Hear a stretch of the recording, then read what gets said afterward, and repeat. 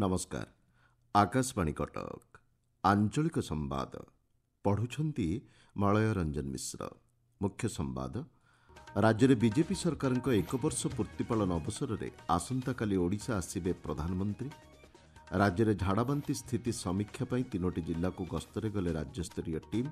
परिस्थितिर अनुध्यान कर प्रभावित 3टी जिले में स्कूल खोलिबा नहीं निष्पत्ति नेबे जिलापाल। रक्तहीनता रोगर कारण और निराकरण संपर्क में सचेतनता सृष्टि करने नहीं आज पालन करा जाउछि विश्व रक्त शिकुड़ी दिवस।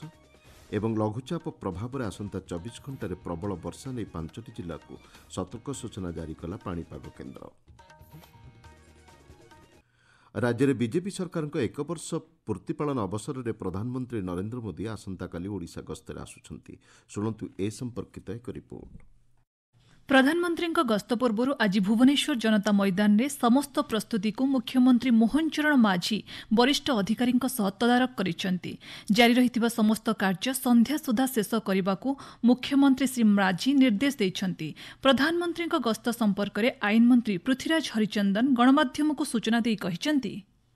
सरकार वर्ष पूर्ति उपलक्षे जो कार्यक्रम होबाकु जाउछि माननीय प्रधानमंत्री बारंबार से ओडिशा विभिन्न कार्यक्रम रे आछन्ते एवं आसंता काली से एही मंच उपरे आसीबे एवं ओडिशा प्रदेश रो जनसाधारण को विकासर जो जय यात्रा वर्षे धरिके सरकार चलैछन्ती से जय यात्रा को आहुरी आगु को नबा पई दिग्दर्शन देवे। 19,000 कोटी टंकार ऊर्ध्व प्रकल्पर एठी शिलान्यास एवं उद्घाटन करिवार प्रक्रिया अछि।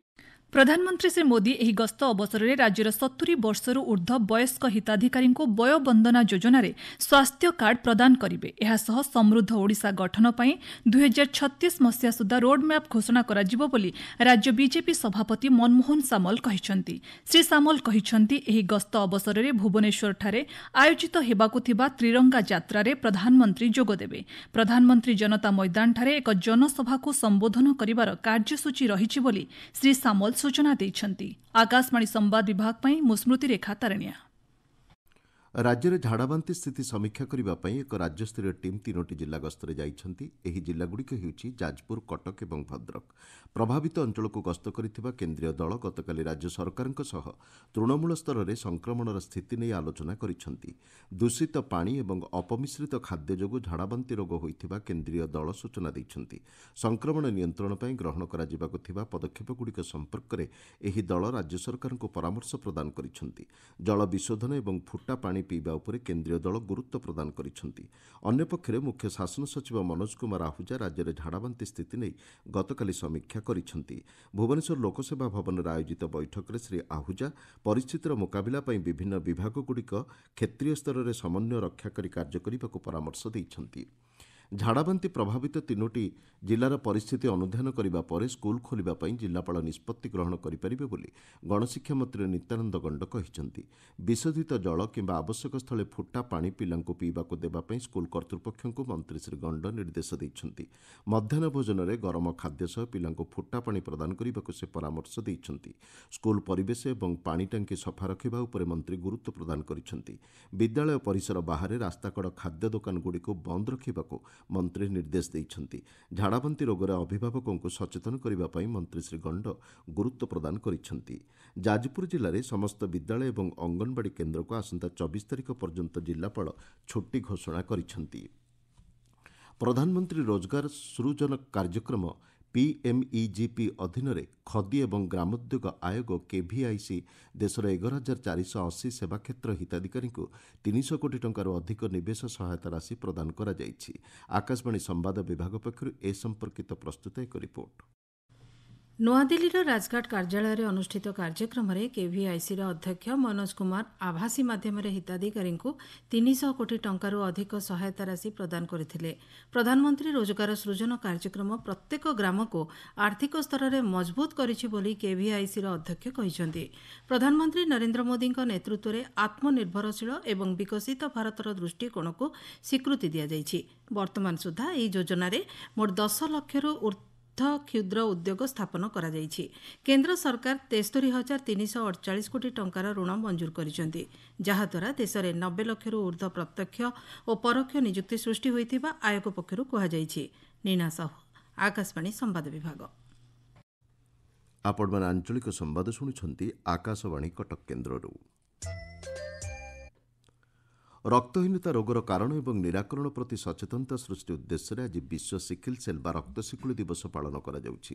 ଚଳିତ ବର୍ଷ ବିଶ୍ୱସ୍ତରୀୟ ଉଦ୍ୟମ ଏହାର ସ୍ଥାନୀୟ ପ୍ରଭାବ ଏବଂ ସମାଜକୁ ନେଇ ଅଧିକାର ଦେବା ଶୀର୍ଷକ ଏହି ଦିବସ ପାଳନ କରାଯାଉଛି। ସୂଚନା ଅନୁସାରେ ସିକିଲ୍ ସେଲ୍ ଏକ ଗୁଣସୂତ୍ରଜନିତ ରୋଗ।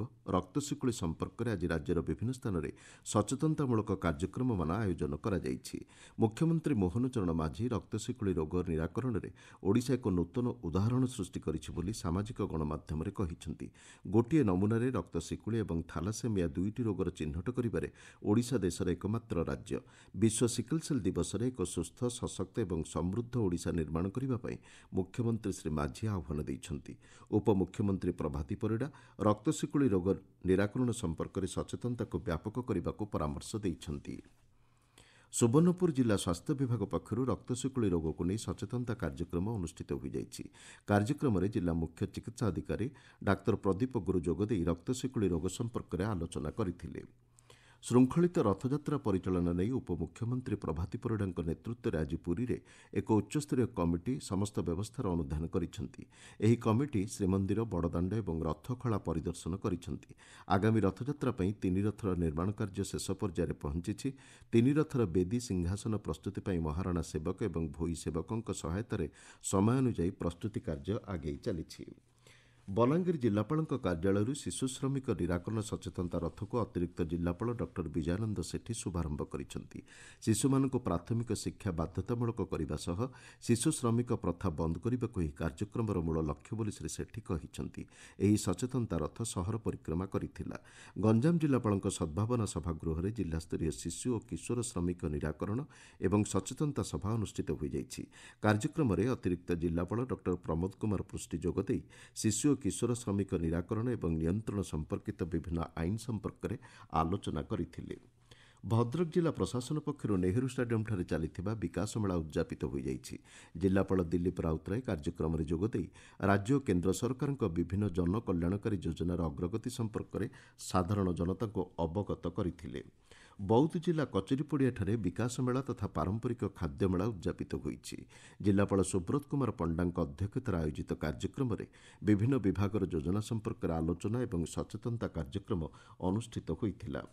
ଢେଙ୍କାନାଳ ଜିଲ୍ଲା ପରିଷଦ ସମ୍ମିଳନୀ କକ୍ଷରେ ବିକଶିତ ଓଡ଼ିଶା ପାଇଁ ଭିଜନ 2036 ଏବଂ 2047କୁ ଦୃଷ୍ଟିରେ ରଖି ଏକ ପରାମର୍ଶ କର୍ମଶାଳା ଅନୁଷ୍ଠିତ ହୋଇଯାଇଛି। ଜିଲ୍ଲାରେ ଆଗାମୀ 5 ବର୍ଷ ମଧ୍ୟରେ ଜଳସମ୍ପଦ, ବିଦ୍ୟୁତ୍ ଶକ୍ତି ଯୋଗାଣ, ଯୋଗାଯୋଗ ଓ ପରିବହନ, ପର୍ଯ୍ୟଟନ ଏବଂ କୃଷି ଉଦ୍ୟୋଗ କ୍ଷେତ୍ରରେ ଶ୍ରେଷ୍ଠ ଜିଲ୍ଲା ଭାବେ ପରିଗଣିତ କରିବା ପାଇଁ ଉଦ୍ୟମ ଜାରି ରହିଛି ବୋଲି ଜିଲ୍ଲାପାଳ ସୋମେଶ ଉପାଧ୍ୟାୟ କହିଛନ୍ତି। ଶାରୀରିକ ଓ ମାନସିକ ସ୍ୱାସ୍ଥ୍ୟ ପ୍ରୋତ୍ସାହନ କରିବା ଉଦ୍ଦେଶ୍ୟରେ ଆଜି ଖୋର୍ଦ୍ଧା ରୋଡ ରେଳମଣ୍ଡଳ ପକ୍ଷରୁ ଯୋଗ କର୍ମଶାଳା ଆୟୋଜିତ ହୋଇଯାଇଛି। ଆସନ୍ତା ଆନ୍ତର୍ଜାତିକ ଯୋଗ ଦିବସକୁ ଦୃଷ୍ଟିରେ ରଖି ଖୋର୍ଦ୍ଧା ରୋଡ, କଟକ, ବ୍ରହ୍ମପୁର, ପଲାସା, ଅନୁଗୁଳ ଏବଂ କେନ୍ଦୁଝରଗଡ଼ରେ ଏହି କର୍ମଶାଳାର ଆୟୋଜନ କରାଯାଇଥିଲା।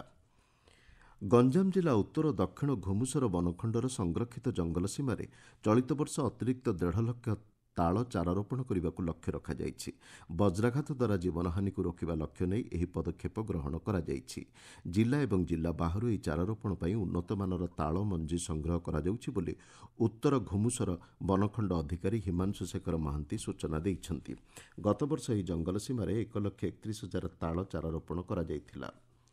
ଗଞ୍ଜାମ ଜିଲ୍ଲାର ପାରଳା ମହାରାଜା ଇଞ୍ଜିନିୟରିଂ କଲେଜଠାରେ ନାଭାଲ ୟୁନିଟ୍ ଏନ୍ସିସି ଏବଂ ମେଡିକାଲ କମ୍ପାନୀ ଏନ୍ସିସିର ମିଳିତ ବାର୍ଷିକ ପ୍ରଶିକ୍ଷଣ ଶିବିର ଉଦ୍ଯାପିତ ହୋଇଛି। ଉଦ୍ଯାପନୀ ଦିବସରେ ଏକ ଓଡ଼ିଶା ୟୁନିଟ୍ ଏନ୍ସିସିର କମାଣ୍ଡର ଏନ୍ଭିପି ସ୍ୱାମୀ ଯୋଗଦେଇ କୃତି ପ୍ରତିଯୋଗୀଙ୍କୁ ସମ୍ବର୍ଦ୍ଧିତ କରିଛନ୍ତି। ଲଘୁଚାପ ପ୍ରଭାବରେ ରାଜ୍ୟର ବିଭିନ୍ନ ସ୍ଥାନରେ ବର୍ଷା ହୋଇଯାଇଛି। ଭୁବନେଶ୍ୱର ଆଞ୍ଚଳିକ ପାଣିପାଗ ବିଜ୍ଞାନ କେନ୍ଦ୍ର ସୂଚନା ଅନୁସାରେ ଗତ 24 ଘଣ୍ଟାରେ ମୟୂରଭଞ୍ଜ ଜିଲ୍ଲା ତିରିଙ୍ଗି ଅଞ୍ଚଳରେ ସର୍ବାଧିକ 178.8 ମିଲିମିଟର ବର୍ଷା ରେକର୍ଡ କରାଯାଇଛି। ଆସନ୍ତା 24 ଘଣ୍ଟାରେ ପ୍ରବଳ ବର୍ଷା ହେବା ନେଇ ମୟୂରଭଞ୍ଜ, କେନ୍ଦୁଝର, ସୁନ୍ଦରଗଡ଼, ଝାରସୁଗୁଡ଼ା, ସମ୍ବଲପୁର ଜିଲ୍ଲାକୁ ପାଣିପାଗ କେନ୍ଦ୍ର ପକ୍ଷରୁ ସତର୍କ ସୂଚନା ଜାରି କରାଯାଇଛି। ମୁଖ୍ୟ ସମ୍ବାଦଗୁଡ଼ିକ ପୁଣିଥରେ। ରାଜ୍ୟରେ ବିଜେପି ସରକାରଙ୍କ 1 ବର୍ଷ ପୂର୍ତ୍ତି ପାଳନ ଅବସରରେ ଆସନ୍ତାକାଲି ଓଡ଼ିଶା ଆସିବେ ପ୍ରଧାନମନ୍ତ୍ରୀ। ରାଜ୍ୟରେ ଝାଡ଼ାବାନ୍ତି ସ୍ଥିତି ସମୀକ୍ଷା ପାଇଁ 3ଟି ଜିଲ୍ଲାକୁ ଗସ୍ତରେ ଗଲେ ରାଜ୍ୟସ୍ତରୀୟ ଟିମ୍। ରକ୍ତହୀନତା ରୋଗର କାରଣ ଏବଂ ନିରାକରଣ ସମ୍ପର୍କରେ ସଚେତନତା ସୃଷ୍ଟି କରିବା ନେଇ ଆଜି ପାଳନ କରାଯାଉଛି ବିଶ୍ୱ ରକ୍ତଶିକୁଳି ଦିବସ ଏବଂ ଲଘୁଚାପ ପ୍ରଭାବରେ ଆସନ୍ତା 24 ଘଣ୍ଟାରେ ପ୍ରବଳ ବର୍ଷା ନେଇ 5ଟି ଜିଲ୍ଲାକୁ ସତର୍କ ସୂଚନା ଜାରି କଲା ପାଣିପାଗ କେନ୍ଦ୍ର। ଆଞ୍ଚଳିକ ସମ୍ବାଦ ବର୍ତ୍ତମାନ ପାଇଁ ଏତିକିରେ ଶେଷ ହେଲା। ଆମର ପରବର୍ତ୍ତୀ ଆଞ୍ଚଳିକ ସମ୍ବାଦ ଶୁଣିପାରିବେ ସନ୍ଧ୍ୟା 6:45